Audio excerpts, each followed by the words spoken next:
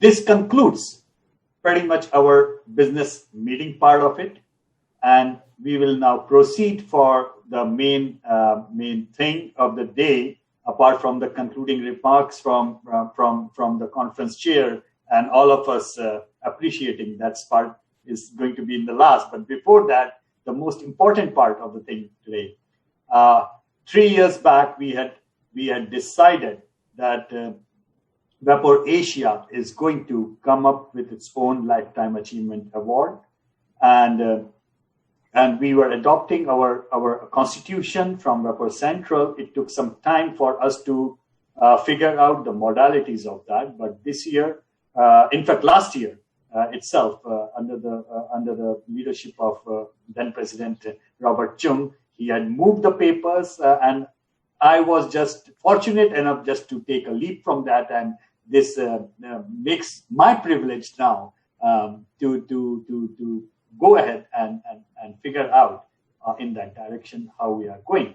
So we formed the WAPOR's annual award committee led by Professor Robert Chung. Other members were Professor Colin Irwin and Professor Holly Sametko, apart from me and Jibum being the members of that committee. And we received many nominations. And I'm happy to say that the decision of the committee was so unanimous and so coherent that there was not even one blinking of eye when we expressed our opinion who and where and which order should be getting the WAPOR Asia Lifetime Achievement Award. So it's my privilege and honor to start with the first WAPOR Asia Lifetime Achievement Award.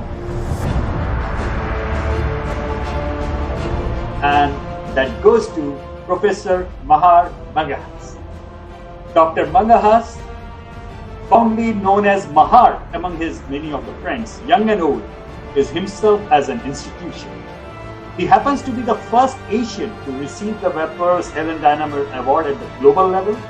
His commitment to fight against the laws which aim to curb freedom to conduct opinion research in the Philippines made him an icon nationally and across the region. It's very difficult to prepare a speech after receiving news that makes me speechless. That's how I felt upon being informed of being the recipient of the WAPOR Asia Lifetime Achievement Award first edition. In a space of a few minutes, how does one remember the many people who played vital parts in this meandering journey towards this point? I'll try by starting from the very beginning. 45 years ago, with my wife, Teti Sabrera, who was actually the first to survey self-latent poverty and became a co-founder of Social Weather Stations. Then I'll fast forward to the present management team headed by Linda Luz Guerrero, who will be president of SWS by next August. It's thanks to her foresight and management ability that SWS restored its interviewing operations after a brief pause in the 2020 pandemic. Backing her up are senior staffers Jason Doval, Vladimir Licodine, Mila Bucay, Leo La Rosa, and others you will surely meet through WAPOR Asia. Along the way, we learned much methodology from colleagues in the market research industry and the international survey networks and archives who continue to help us. We were encouraged by academia, particularly the Ateneo de Manila University and the University of the Philippines. We received timely grants and commissions from the Ford Foundation and the Asia Foundation. We won competitive for extensive survey projects. We became the Philippine provider for the Gallup World Poll. Opinion polling is far from being stress-free. It goes through many struggles. I'm sure all of us have colorful stories to tell. So many pundits and political operators are anxious for pollsters to make mistakes, especially in election forecasts. The spiral of silence continues, its latest rendition being the, quote, shy Trump voters, unquote. Many politicians have put, and will continue to put, obstacles in the way of opinion research. Happily, there are decent politicians too, who sincerely pursue freedom of expression. Inshallah, we shall all survive. Thank you so much. So the second WAPOR Asia Lifetime Achievement Award, that is the WAPOR Asia Lifetime Achievement Award for 2019, goes to Dr. Ijaz Gilani. Dr. Ijaz Gilani is the founder and chairman of Gallup, Pakistan. He is member of that rare generation of pollsters who actually had the opportunity to work with Dr. George Gallup. Dr. Gilani holds a PhD in political science from Massachusetts Institute of Technology, MIT, and established the Pakistan Institute of Public Opinion, the affiliate of the Gallup International Association, in 1980. Thank you very much, my dear Yashwant, for very, very generous, I think beyond what I deserved, introduction. It's a pleasure to be with you. Just to save your time, since you asked me, I think I might as well read the short comments that you'd asked me to do. Otherwise, as you know, those who've been in the teaching profession, when they start speaking, don't end. So just to spare you that, let me read the formal statement I sent to you. Dear President of WAPOR Asia, Yashwant Deshmukh, the awards committee, our past president Robert Chung, Dr. Said Arabi, and WAPOR colleagues, please accept my heartfelt thanks for giving me this great honor of the Lifetime Service Award. I'm also honored to be in the esteemed company of fellow awardees, Dr. Mahar, Mangahas, and Professor Takashi Inoguchi. Greetings to both of you. The Lifetime Services Award, on behalf of one's own community of researchers, reminds me of a saying about the Day of Judgment, which cautions that the witness of sound behavior from a spouse would on that day be one of the most credible witnesses. Likewise, this witness of good behavior from our own community, with which we have spent a lifetime, the World Association of Public Opinion Research in particular, matters to me a lot. Thank you all, colleagues. I'm deeply touched by the kind and generous gesture. I would like to seize this opportunity, this moment, to appreciate the efforts of all the youthful colleagues who devoted efforts and succeeded to make WAPOR Asia a reality. It seemed rather distant when we first met for the purpose in Hong Kong in 2012, where Robert Chung hosted it. Indeed, Asia has been making great strides, just as in establishing WAPOR Asia, in many fields, since I first entered the profession around 1980. Continuing with the theme of being witness, I can vouch to be a witness to the millennial changes which have unfolded in Asia during the last 40 years. For the previous 500 years, since around 1580, Asia had been losing away the shine which it had enjoyed prior to that for several millennia. That dark period of decline and inequity has, it seems to me, come to a close.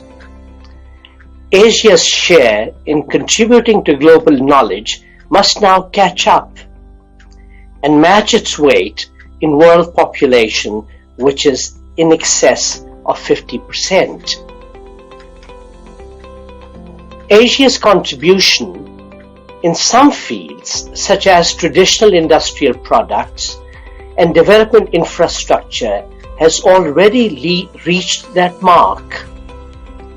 But that is not so in some of the softer skills, such as opinion research. We're extremely grateful to the Central WAPOR to have provided this opportunity, and for over these 40 years, the assistance and the support and the mentorship which we have received from our colleagues in the Central WAPOR. But now is the time for WAPOR Asia to make its contribution. As I accept this great honor from you, Mr. President of WAPOR, I address you, Yashwant Deshmukh in particular, and all the esteemed colleagues. I would very much hope that I and my fellow awardees of this honor would return the gesture by assisting you to enhance Asia's contribution to the worldwide discipline of opinion research.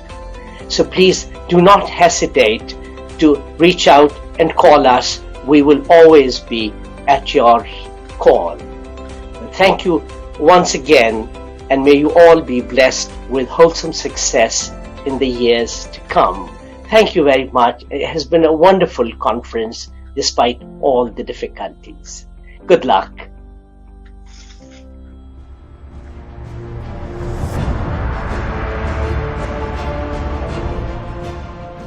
Friends, the WAPOR Asia, the third WAPOR Asia Lifetime Achievement Award, that is basically this year's Lifetime Achievement Award, WAPOR Asia Lifetime Achievement Award for 2020 goes to Professor Takashi Inoguchi. Professor Takashi Inoguchi is a Professor Emeritus of Political Science at University of Tokyo and is currently an eminent scholar and Professor of Political Science at Oberlin University, Tokyo. Political Science from the MIT, widely known for his prolific record of publications on Japan, international affairs, comparative politics, and quality of life in Asia, west of Middle East, basically. He has had a distinguished career in the academy and in government service in Japan. He has also held teaching and research positions in leading institutions in a number of countries, including the University of Geneva in Switzerland, University of Delhi in India, Aarhus University in Denmark, Universitas Gajah Mada in Indonesia, Beijing University in China, the Australian National University, and Howard John Hopkins University of California at Berkeley. Thank you very much.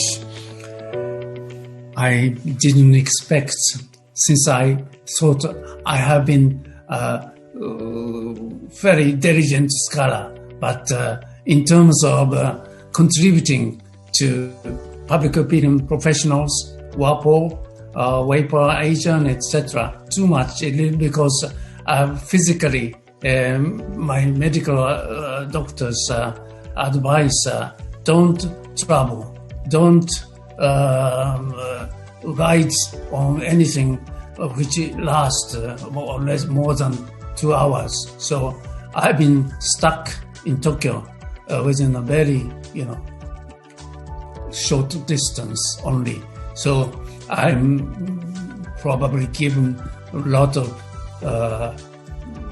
uncomfortable feeling to many of you, because I have known many or more except Professor Jibun Kim. This is the first time, and so I'm very a little surprised when I heard the news from Yashwant. But I'm very grateful and to all of these public opinion professionals, WAPOR, WAPOR Asia, especially all these Robert Chun, Yashwant, and And then, of course, Ijaz has been a good friend for the last 50 years since at MIT. So, and of course, Professor Said Alabi bin Said, we have known since, I don't know, 5 to 10 years because of public opinion related conferences. We meet a number of times, and then also I was able to become a dissertation examiner of Islamic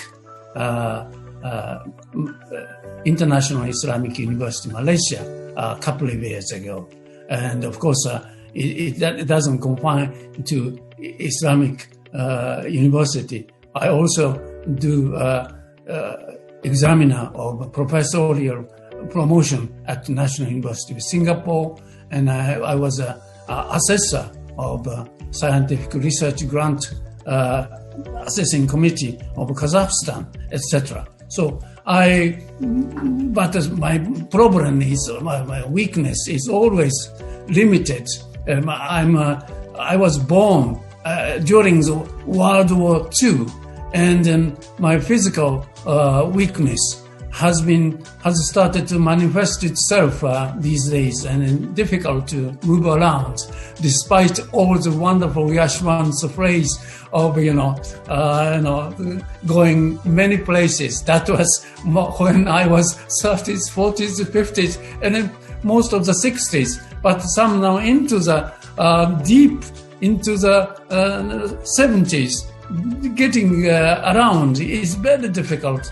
And then I'm now focusing and more or less virtually locked down by these corona things. And then I've been writing. Then suddenly, the number of books coming out from my pens and my co-author included, going up like almost for the last 10 years since I don't teach. I have not been teaching for the last 12 years or 15 years.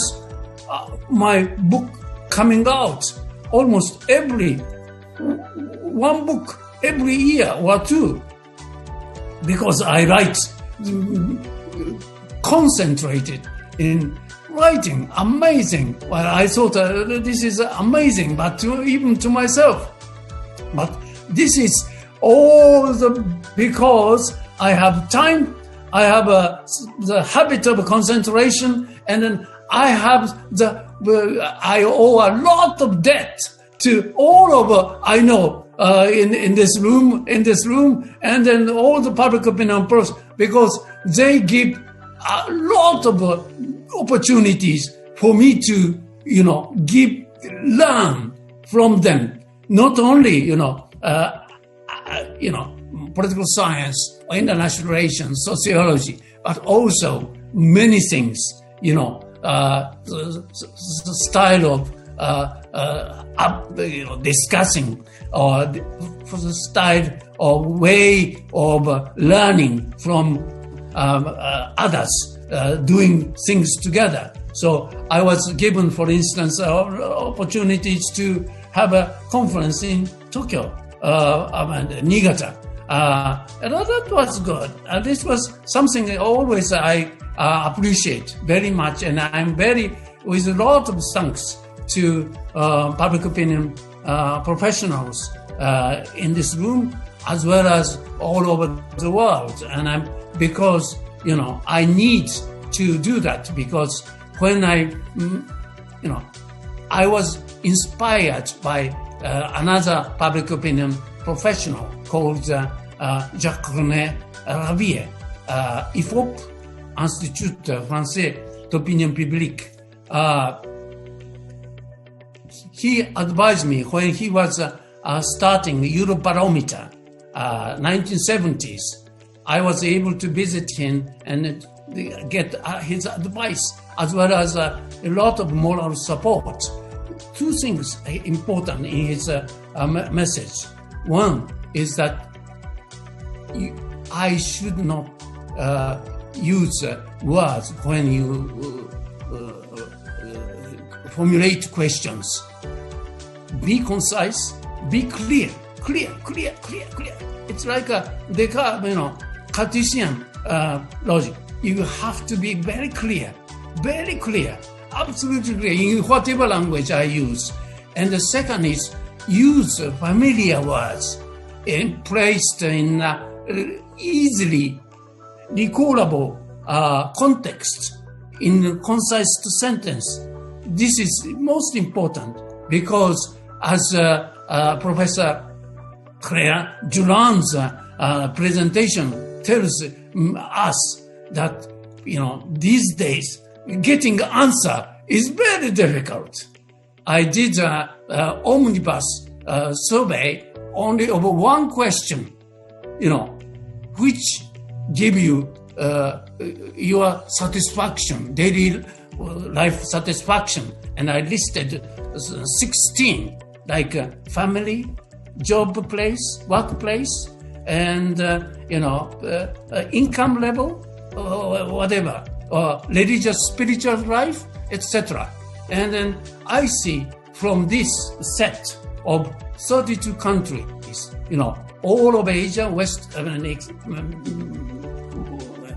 east of Middle East, forgetting Middle East for the time being, it's more complicated, but even Turkmenistan, Russia, and then, Russia is not an Asian country, but it's most of the space is Asian country, Asia. And then Australia, it's part of Asia, broad sense. And the United States is also so tightly connected. The current president likes to decouple from Asia, but that's not possible at all. But depending on the things. But so I thought that carrying out, 32 Asian or quasi-Asian, that is American, Russian, Australian, together, and then see what their quality of life is. This is very interesting, and I've been writing already fifth book out of this data set. It takes 5 to 10 years for me to finish this project. And so I'm most grateful for me to get the opportunity of learning from talks, presentation, discussions, and then also a lot of work, working together. And then I learned a lot, and I'm most grateful to all of this. And I'm surprised, but especially my wife, because I concentrate too much on writing, and she was surprised when. But anyway, I most humbly accept this decision. I'm very grateful to all of you. I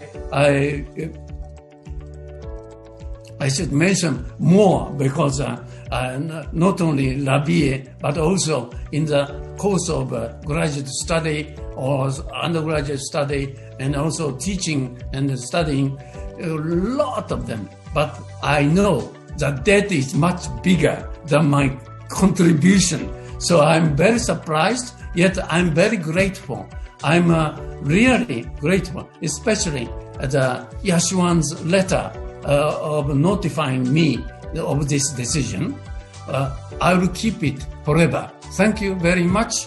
And terima kasih, because I studied in the Gajah Mada University, Yogyakarta, 1991. And also, 谢谢大学, if Taiwan people can understand. And then in light of next responsible person, Jibun Kim, Professor Kim, I have not met, but I'm meeting now. 감사합니다. I studied the language, Indonesian, Korean, and Chinese out of Asian orbit. But little things I tend to forget after 20 years or 30 years when I studied all these languages. But still, it is a gesture of being, let's get together, doing together. And then if you come to Tokyo, I'm most delighted to meet you. Tokyo. Takashi, that's very much on the agenda. If you are not traveling, we are going to travel down to Tokyo, all of us. Thank you so much. Thank you. Thank you.